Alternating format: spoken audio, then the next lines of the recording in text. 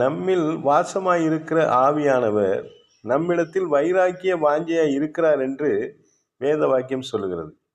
அவர் அதிகமான கிருபையை அளிக்கிறாரே, ஆதலால் தேவன் பெருமையுள்ளவர்களுக்கு எதிர்த்து நிற்கிறார், தாழ்மையுள்ளவர்களுக்கோ கிருபை அளிக்கிறார். யாக்கோபு 4:5 நான் வாசிச்சுட்டு இருக்கிறேன், கவனிங்க.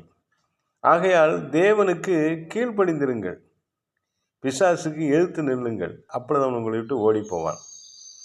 தாழ்மை உள்ளவர்களுக்கு கிருபை அளிக்கிற தேவன். அப்போ நம்ம என்ன செய்யணும்? தேவனுக்கு முன்னாடி தாழ்த்தணும். தேவனுக்கு தாழ்த்தி கீழ்ப்படிந்திருக்கும் பொழுது தேவனுடைய பாதுகாப்பு வந்துடும். அப்போ நம்ம பிசாசை எதிர்த்து நிற்கலாம். சும்மா வெறுமனை போய் சாத்தானை எதிர்த்து நிற்க முடியாது. தேவனுடைய கிருபை வேணும், தேவனுடைய அபிஷேகம் வேணும், தேவனுடைய மகிமையின் பிரசன்னம் நம்மோட இருக்கணும். தேவனுக்கு கீழ்ப்படிந்து அவருக்கு தாழ்த்தி நம்ம ஒப்பு கொடுத்து ஜெபிக்கிற பொழுது, பரிசுத்த ஆவியில நிறைந்து இருக்கிற பொழுது பிசாசு ஓடிடுவான். பிசாசு தைரியமாக இருக்கலாம், பிசாசு தொட முடியாது.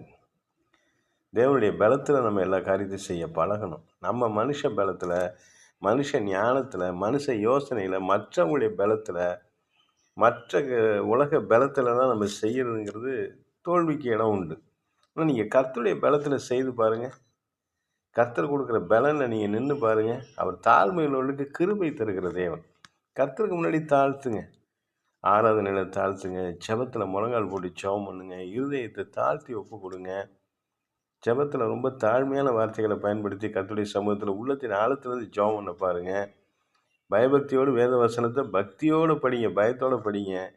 அதை உங்களுக்குன்னு உரிமையாக அந்த வசனத்தை எடுத்து உரிமை பாராட்டி தாழ்த்தி அந்த வசனத்தின் மூலம் உங்கள் வாழ்க்கையை திருத்தி கொள்ளுங்க. அதெல்லாம் கர்த்தருக்கு பிரியமானது. இதெல்லாம் ஆசீர்வாதத்தை பெறுவதற்கான வழி உங்கள் ஊழியக்காரன் சொல்லி கொடுக்குறேன். நான் பல வருஷங்கள் கர்த்தருடைய பாதத்தில் கற்றுக்கொண்ட காரியங்கள் இதெல்லாம். சும்மா ஒரு நாளில் வந்துடல இதெல்லாம்.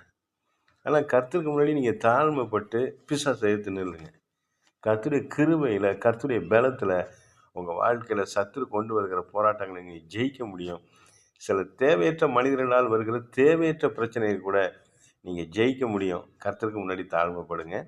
கர்த்தர் தருகிற பலத்தில் அந்த பிரச்சனைகளை மேற்கொள்ளுங்க, ஜெயிங்க. கர்த்தர் உங்களை ஆசீர்வதிப்பார். அல்ல